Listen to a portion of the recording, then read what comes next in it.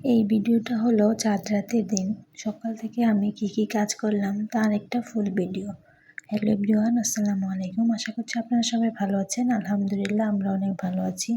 সকাল সকালে আমি রান্না করতে চলে আসলাম।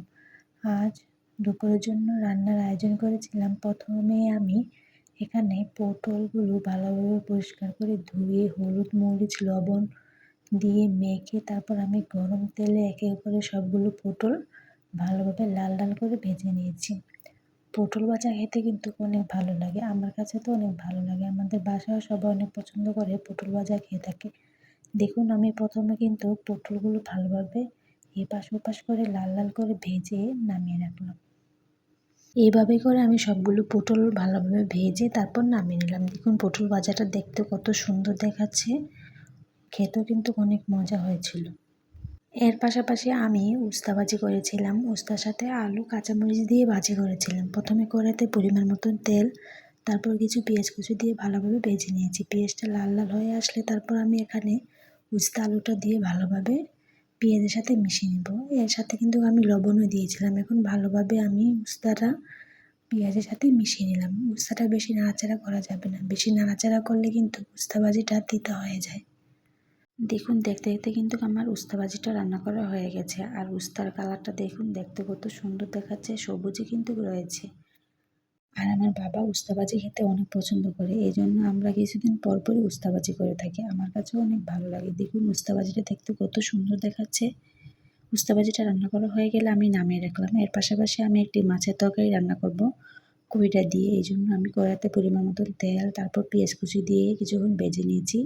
এর পাশাপাশি আদা রসুনের পেস্ট দিয়ে অনেকক্ষণ ভেজে নিয়েছি। এর জন্য এখন আমি মশলাটা কষিয়ে নেব। তার জন্য পরিমাণ মতন পানি, তারপর হলুদের গুঁড়ো, মরিচের গুঁড়ো, ধনিয়ার গুঁড়ো, লবণ সব কিছু একসাথে দিয়ে ভালোভাবে মশলাটা অনেকক্ষণ কষিয়ে নিয়েছি। মশলাটা ভালোভাবে কষানো হয়ে গেলে তারপর আমি এখানে কইটা এবং তার সাথে আলু দিয়ে দিয়েছি। এখন মশলাটার সাথে ভালোভাবে মিশিয়ে নেব। ভালোভাবে কিছুক্ষণ মেশানো হয়ে গেলে তারপর কিছু পরিমাণ পানি দেব। পানিটা দেওয়ার কারণ হলো যাতে কইটা এবং আলু ভালোভাবে সিদ্ধ হয়ে যায়, এই জন্য আমি কিছু পরিমাণ পানি দিয়েছি। পানিটা শুকিয়ে আসার পর আমি কিছু ফ্রিজ থেকে এনেছিলাম টমেটো, সেই টমেটোটা দিয়ে দিলাম। এখন ভালোভাবে সব কিছু একসাথে অনেকক্ষণ কষিয়ে নিয়েছি। দেখুন কষানোর পর কালারটা দেখতে কত সুন্দর দেখাচ্ছে।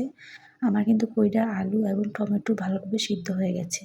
তারপর আমি এখানে মাছগুলো দিয়ে দিলাম, তার পাশাপাশি অনেক কিছু পরিমাণ ঝোল দিয়ে দিলাম। এখন ভালোভাবে তরকারিটা অনেকক্ষণ জাল করে নেব। তরকারিটা অনেকক্ষণ জাল করার পর শেষে আমি কিছু জিরার গুঁড়ো দিয়ে মাছের তরকারিটা নামিয়ে নিলাম। দেখুন মাছের তরকারি কালারটা দেখতে কত সুন্দর দেখাচ্ছে, খেতেও কিন্তু অনেক মজা হয়েছিল। আর এই ছিল আজ আমাদের চাঁদ রাতের দিন সিম্পল খাওয়া দাওয়া। তারপর সন্ধ্যার দিকে মেহেদি দেওয়া শুরু হয়ে গেল। তাসপিল তো মেহেদি দিতে অনেক পছন্দ করে। ও প্রথমে এক হাতে মেহেদি নিয়ে নিল। দেখুন মেহেদির কালারটা দেখতে কত সুন্দর দেখাচ্ছে, মেহেদির ডিজাইনটা কিন্তু অনেক সুন্দর হয়েছিল। তাসপিল তো মেহেদি দিয়ে অনেক খুশি, ও মেহেদি দিতে অনেক পছন্দ করে। আর এই ছিল আজ আমাদের সারাদিনের একটা ফুল ভিডিওটা যদি ভালো লাগে থাকে আমাদের সাথেই থাকবেন। লাইক ফলো সাবস্ক্রাইব করে তানজিন আক্তার ব্লগের পাশেই থাকবেন। সবাইকেই ধন্যবাদ।